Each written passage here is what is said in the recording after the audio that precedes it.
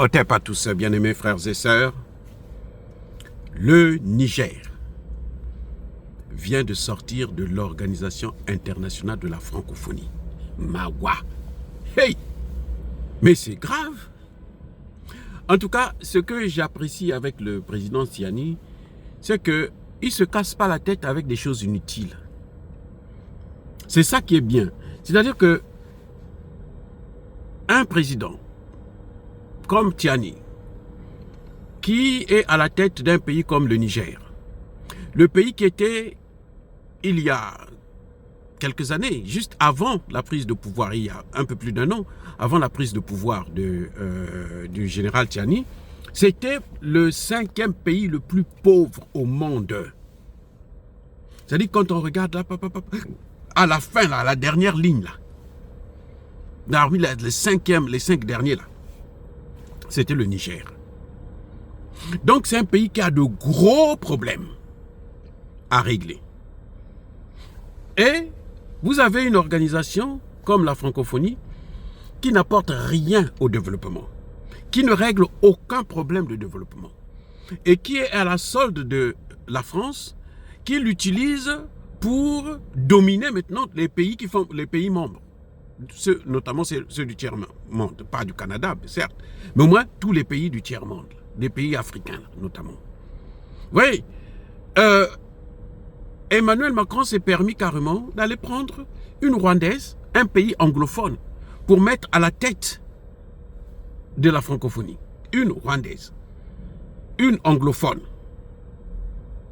pour mettre à la tête de... Mais c'est comme s'il se moquait de tous ces pays africains. C'est comme s'il se moquait de tous ces pays francophones. Il est mieux avec les anglophones. Mais pourquoi les francophones vont rester là, perdre leur temps? Surtout que ça n'apporte pas une plus-value. C'est encore si ça apportait un plus à nos pays africains, là, ben, on pouvait se dire que, mais puisque nous, on va perdre comment dirais-je, telle subvention, tel avantage et tout, ça n'apporte rien. Vous voyez par exemple l'USAID. L'USAID là, quand Donald Trump décide de fermer l'USAID, de bloquer, de ne plus subventionner, aider tous les pays du monde, ça fait mal. Ça fait mal à certains pays, surtout les pays africains qui ne comptent que sur ça. Aujourd'hui, par exemple, les médicaments pour le VIH, ça devient de plus en plus difficile dans les pays africains. Ça devient très, très difficile à cause de la fermeture de l'USAID. Donc, ça fait mal parce qu'on sait qu'il y a une plus-value que nous perdons. Vous voyez, vous allez dans des pays comme l'Afrique du Sud, le Kenya et autres, là, ils ont maintenant des difficultés sur le plan médical à cause de la fermeture de l'USAID. Mais bon, c'est l'argent des Américains, ils font ce qu'ils veulent avec. Là encore, ça se comprend.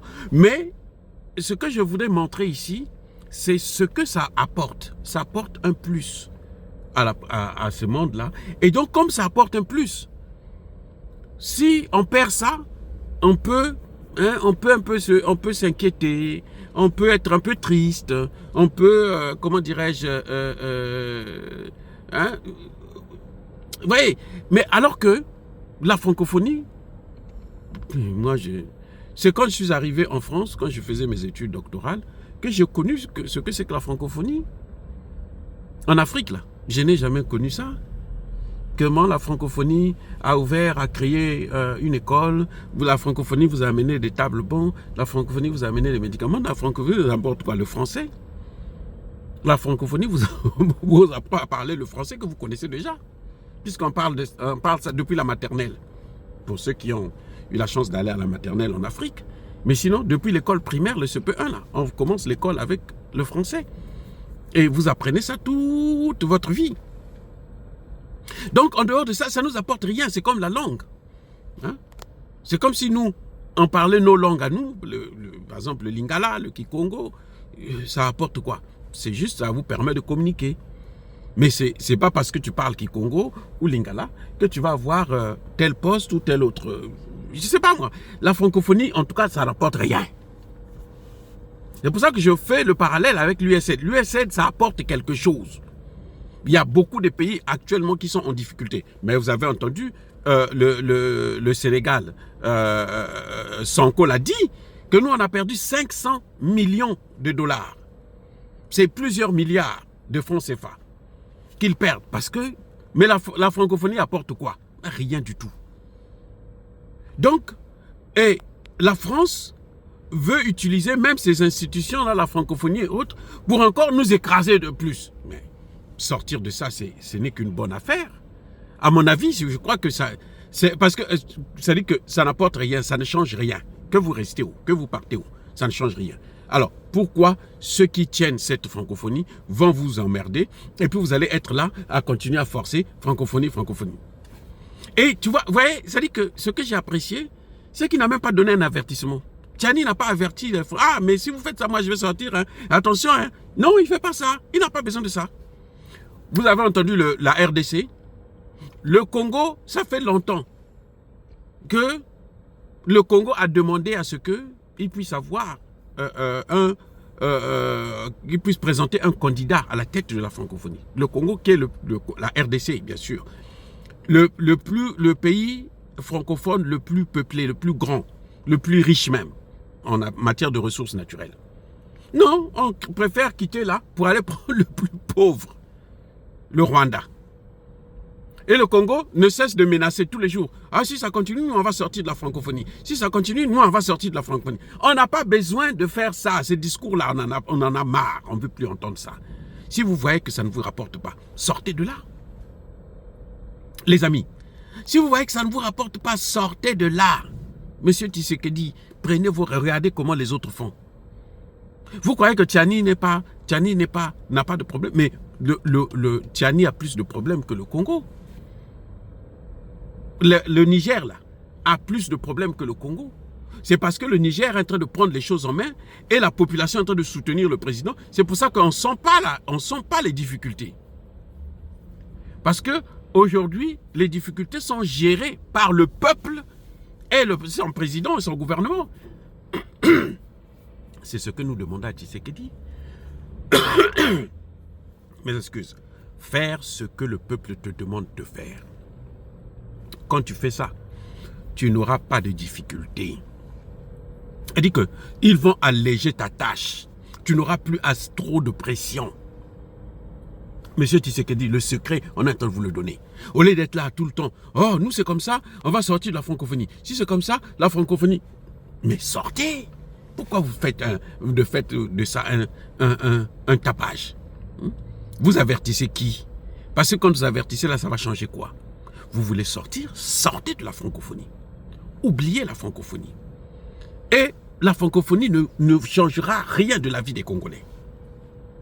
Parce que vous vous souvenez, c'est Emmanuel Macron qui est le patron actuellement de Paul Kagame. C'est lui le seul pays qui soutient. Quand vous avez eu le Luxembourg là, faire des caprices là, pour les sanctions contre le Rwanda, c'était parce que Emmanuel Macron avait demandé au Luxembourg d'agir. Et maintenant, il cherche d'autres pays qui peuvent l'aider à faire ça. Donc, le Congo n'a pas besoin de faire un tralala là-dessus.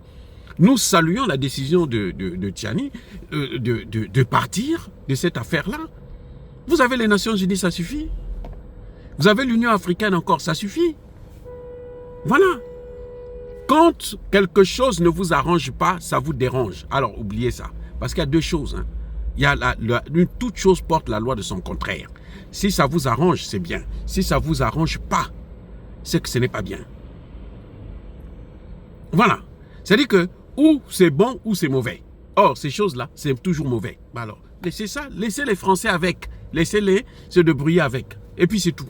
Le ciel ne va pas tomber. Et vous n'avez pas besoin de quitter la francophonie pour aller au Commonwealth. Ça n'apportera rien non plus. Ça change. Regardez le Gabon. Vous avez vu qu'est-ce que le Gabon a eu en plus? Quelle est la prime? Il n'y a rien. Les problèmes qu'il y a au Gabon, là, c'est les mêmes problèmes depuis que le Gabon a obtenu sa fausse indépendance. Donc voilà, nous félicitons le général Tchani de prendre des dispositions, hein, au lieu de faire tout le temps, oh, nous on va menacer, nous. Ça c'est le chantage, on n'a pas besoin de ça. Les organisations internationales n'ont pas besoin de ça. Vous décidez, vous partez, et puis c'est tout. Quand vous voulez revenir, vous revenez, si on vous accepte. Mais sinon, de toutes les façons, vous partez, on s'en fout de ça. Les amis, soyez bénis, soyez abondamment bénis par le Dieu de Kémite et par nos ancêtres angélisés. Vive l'Afrique éternelle. J'ai dit et j'assume.